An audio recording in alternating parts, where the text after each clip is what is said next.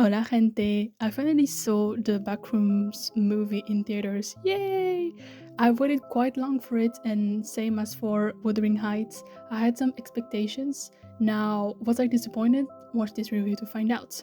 Marketing. This vid will be divided in three parts because I love to divide stuff like it's in my DNA or something.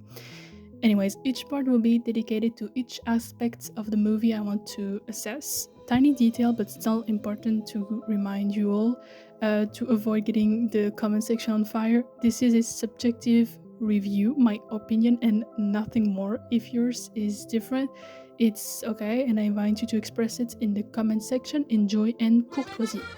Tiny detail number two, since the movie is pretty recent, I couldn't find a lot of clips on YouTube, so most of the times what you'll see on screen will be trailers or low quality scene packs.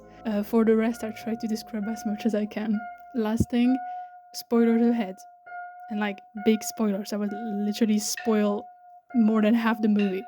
So now that this is said, let's start with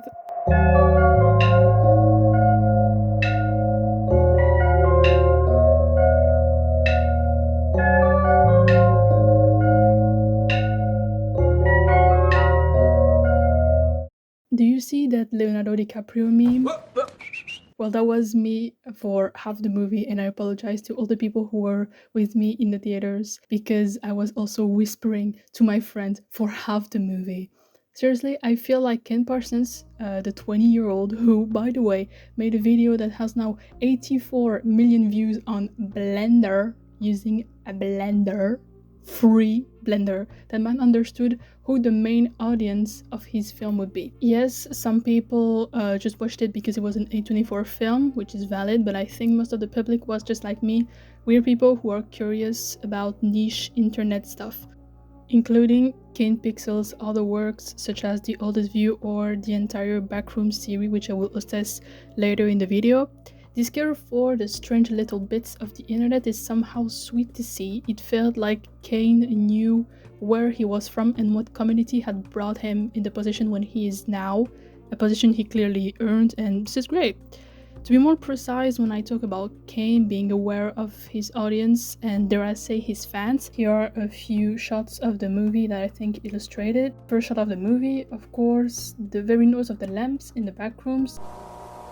Using cameras within the narrative to give a found footage effect like in a certain video. The design of the threshold, all those details are to me dedicated to the people who followed his work on the Backrooms found footage, the first video, but the series of video he made to explore his vision of the context, because let's be honest, the Backrooms are more of a concept than a precise thing.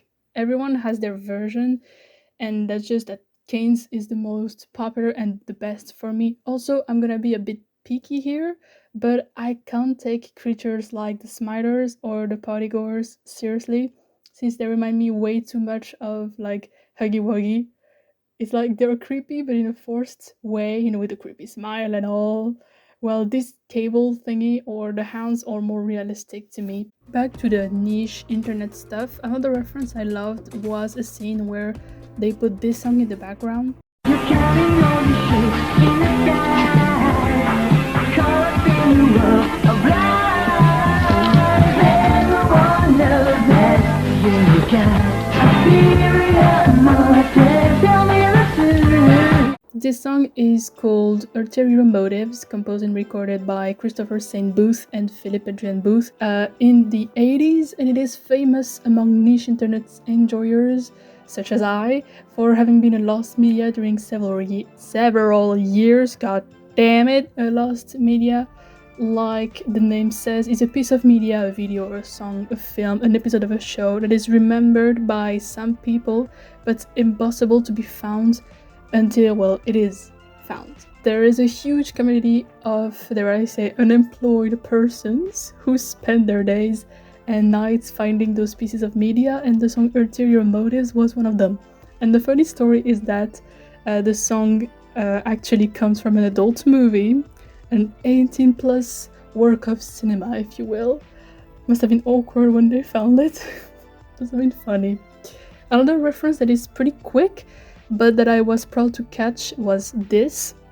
This detail, the mention of the name Reverchon, is a nod to another of Kent Parsons' video series named The Oldest View, which uses the actual real person of the weird world, Julien Reverchon, as a character, more or less, but that's way more complicated than that.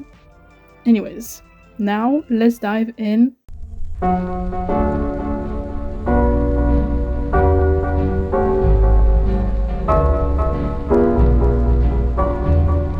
Kane Parsons has already established a lot of his own backroom lore in his videos, the main part of it being the fictional corporation Async, which, quoting the film, apparently used to make MRIs. He also brings back the famous hazmat guys, this time with outfits in different colors.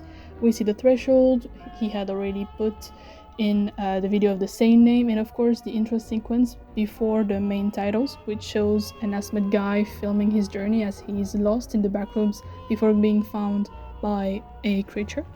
Now, what does the film bring to the lore? First, those weirdos.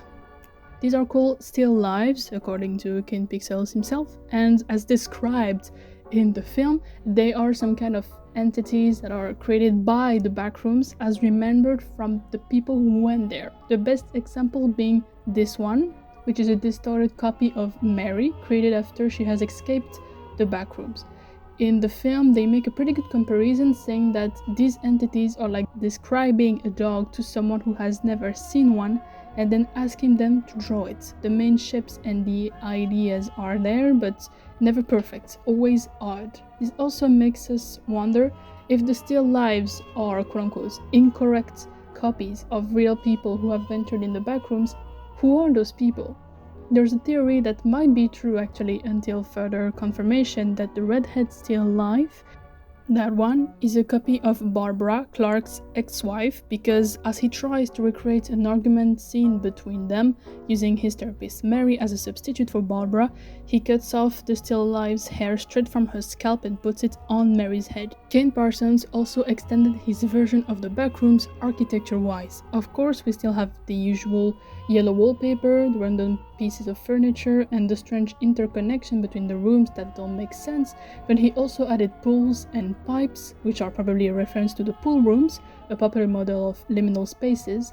There is also the room with the Christmas tree, which still haunts my nights, the one with the radio setup, installed by the Async employee from the intro that we can also see in another backroom video, the whole suburban avenue, a reproduction of the Captain Clark furniture shop, and finally, what I call the pit.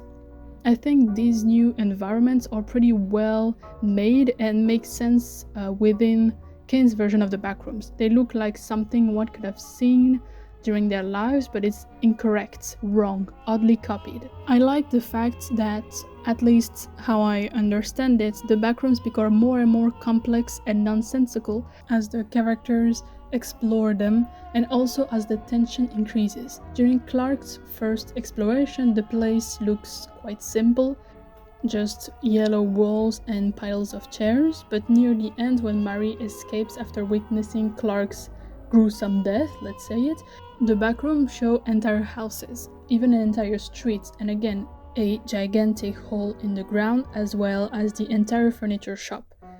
That's my little theory. Tell me what y'all think in the comments, and also, I don't know, leave a like and also subscribe if you like the video so far, please. Anyway, now let's keep going with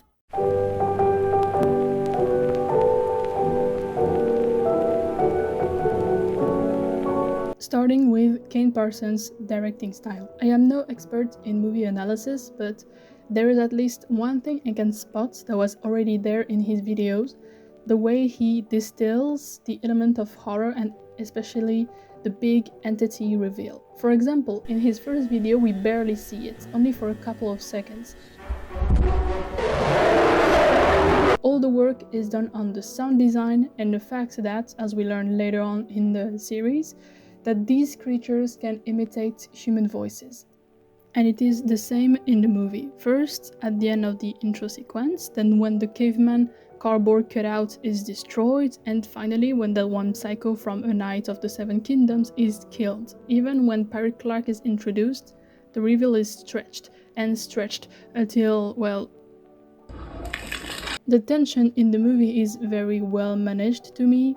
From the very beginning, I was clenching my friend's arm because I was so into it. The final chase scene has a clear yet efficient rhythm. Is Mary safe now? No, she's not. Is Mary safe now?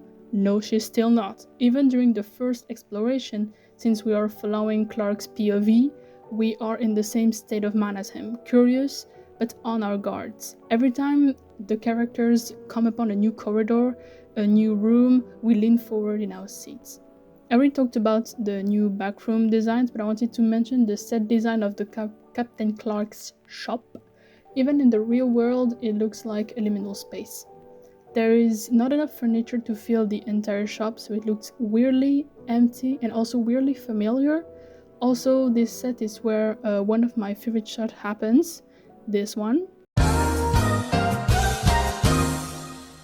If you wonder, I have nothing in particular to say about the acting. Everyone is doing their job pretty well, even if the two leads were just extraordinary. The music is also pretty good, but not one of my favorite piece of score ever, even if I really liked the music they picked for the end credits, which is The World Becomes Flesh by Boards of Canada. Here we go, I'm finished. I've yapped my heart out here. I hoped you will like my opinion and analysis of the Backrooms movie. A little piece of my life here for free. I'm gonna rewatch it, I don't know when, but I will, and with people who have never set a single foot in the universe of the Backrooms whatsoever. I wonder how it will be, how they will perceive it. Thank you for watching this video. Since I'm on vacation now, I'll be able to make more videos and stuff, and I hope you'll be as hyped as I am. Like, I have so many ideas, this is so nice. Leave a like and subscribe if you like my content. It really motivates me and just warms my little heart. Anyways, have a nice day and see you soon for more yapping.